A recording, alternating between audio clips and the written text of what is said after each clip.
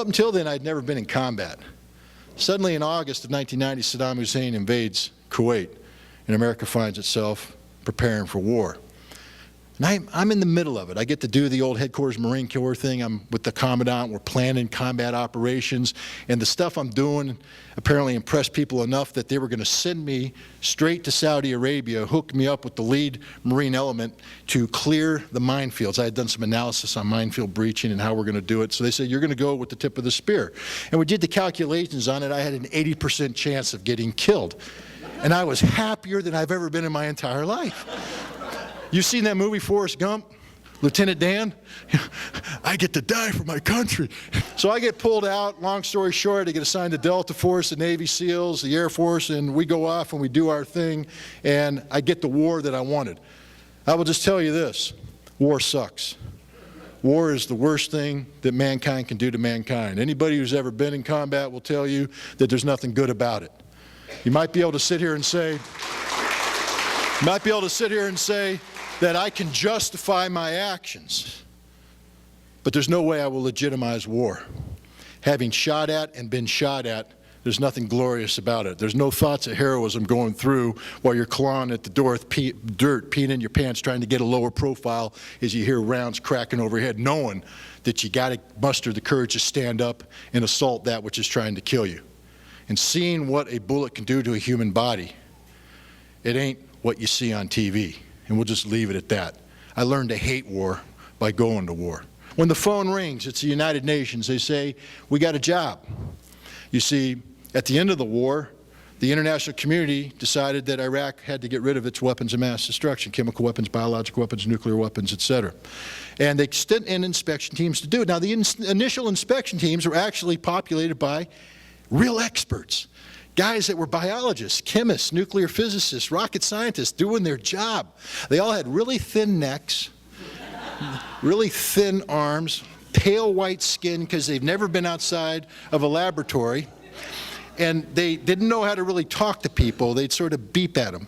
Beep, beep. And they went into Iraq to do their job. And they're pretty good, except the Iraqis weren't playing the game. You see, beep, the Iraqi goes, that's the sound effect, by the way, of a round being chambered into an AK-47 as the Iraqi guard points it at the inspector and says, you're not welcome here. Beep. And that's how the inspections went initially.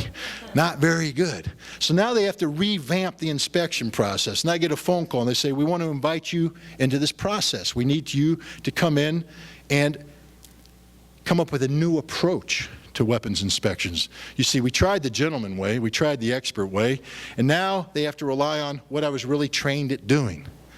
See, I'm not an arms control specialist, really. I'm not a biologist, a chemist, a rocket scientist, a physicist. I'm a spy.